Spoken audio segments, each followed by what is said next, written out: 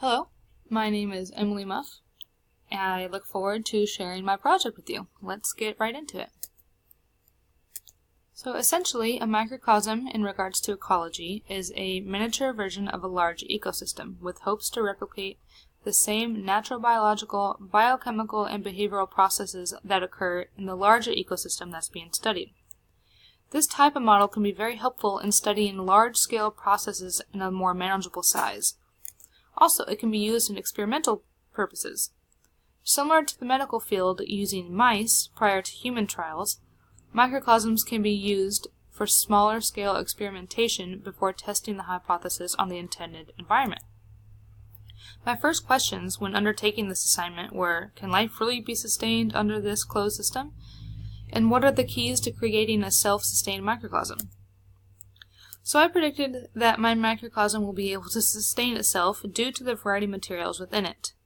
I think the algae will still be green, showing that photosynthesis is still active. I started with a clear mason jar that was approximately 950 milliliters in volume, and its measurements were 25 by 20 by 12 centimeters. After reading the how-to on building the microcosm, I knew exactly where I wanted to go to source my materials. There's a small pond relatively close to the local dog park I frequent. On March 9th, I took my jar and a shovel and went to the pond. Initially, it was difficult to find a good spot to gather materials from because the weather in Rhode Island at the time was still around -6 degrees Celsius, meaning that there was a lot of frozen ground, frozen water, and a lot of dormant organisms. I attempted to find any type of green aquatic autotrophs to add to my microcosm. I decided to create an aquatic microcosm because of the lack of abundance of autotrophs during this dormant season.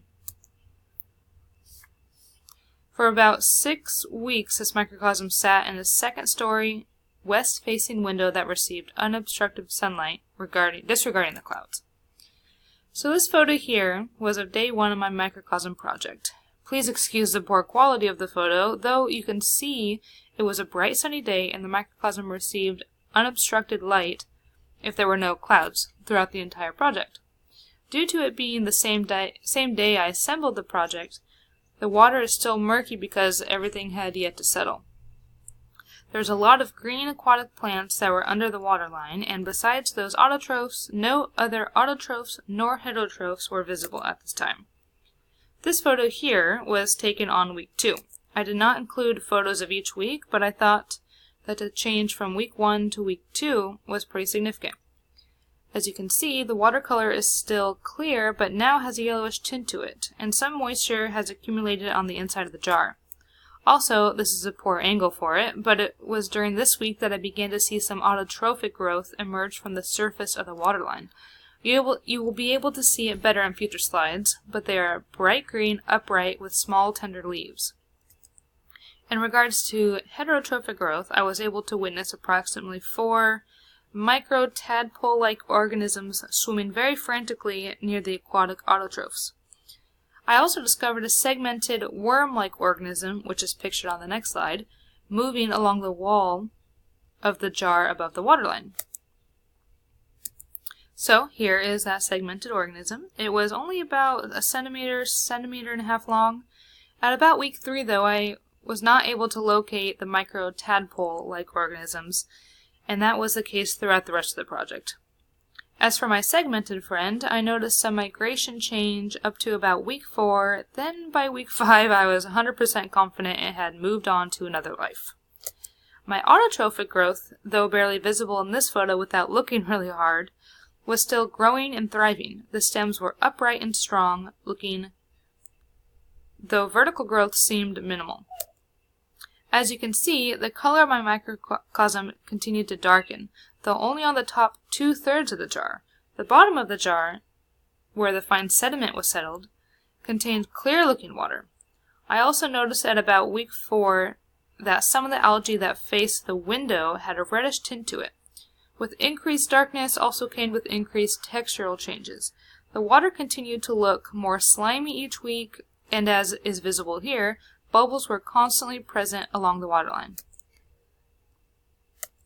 By the final week, my project looked as though my microcosm was completely saturated with algae, and the volume and size of bubbles grew as the weeks progressed.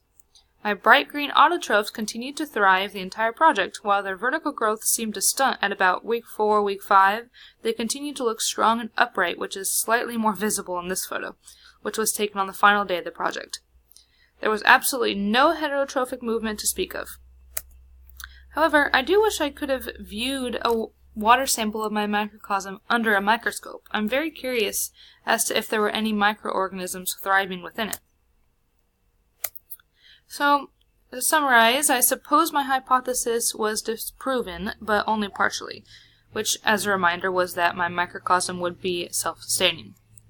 While every observable heterotroph died, I did have some new autotrophic growth that remained strong and healthy. I do wish my microcosm could have sustained all types of life.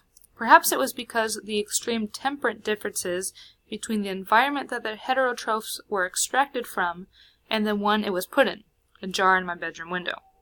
It also could have been that I scooped up non-aquatic heterotrophs while building my microcosm, and they were forced to live in an environment that was not native to their species. So some concepts that relate to this project that we learned in class. First one is organisms modifying and responding to abiotic conditions in an ecosystem. Using plants as an example, because they survived in my project, they require a minimum amount of abiotic factors in order to survive. This is referred to as the law of minimum. Not only survival, but the amount of a plant's growth is limited due to the amount of abiotic factors within an ecosystem. The growth rate of a plant is capped with the corresponding amount of whatever the limiting factor is, such as rainfall or solar energy. If the surrounding ecosystem is lacking in carbon dioxide, for example, then the plant's rate of photosynthesis is going to decrease. In regards to modifying the local conditions of an ecosystem, when plants die, they add nutritional levels of the soil, which is made up of organic materials such as dead plant and animal matter.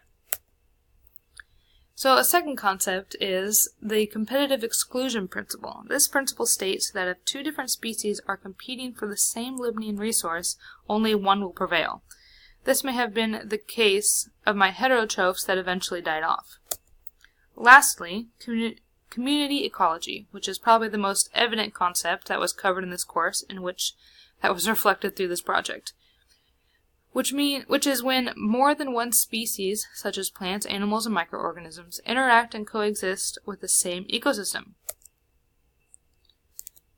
If I did this in the future, I would like to retest the same hypothesis, but be a bit more specific in my desired findings, such as create a self-sustaining microcosm that contains continual growth of autotrophs as well as thriving heterotrophs. While I know that there are plenty of organisms that do thrive in the cold northeast winter, I would like to gather materials for a microcosm in early spring, in hopes that I can witness more new growth and new life early on in the experiment, and see if they can sustain themselves in their new environment. This is what a successful microcosm means to me, self-sustaining with no human interaction. Unlike this time where I created an aquatic ecosystem, I think I would like to create a microcosm that reflects the edge and shoreline of a body of water. So there would be some water with aquatic heterotrophs and autotrophs, as well as land-dwelling organisms, some of which may depend on that body of water for certain needs, such as laying eggs. I also think incorporating water is very important because of the large role it plays in nutrient cycling, such as the carbon and oxygen cycles. However, soil and plants play a vital role in those nutrient cycles as well. Reflecting on what I stated in the beginning of this presentation, microcosms can be very helpful in studying large-scale processes in a more manageable size. In a journal storage article I read titled How Microcosms Help Us Understand Ecology by James McDonald in 2016, he stated that, besides modeling the future, microcosms can be equally as valuable in understanding the present. This sentence intrigued me because I did not consider using microcosms to model the future. I only considered using them to understand current parameters and everyday life in different ecosystems. As an example of modeling the future, It could be by experimenting with the competitive exclusion principle, if there is a risk of a certain resource depleting in the future. A microcosm with organisms that rely on that potentially depleting resource can be set up and their findings can be recorded. To some degree, microcosms can help ecologists predict certain outcomes. If you would like to learn more about my resources in the article I referenced, you can find those here.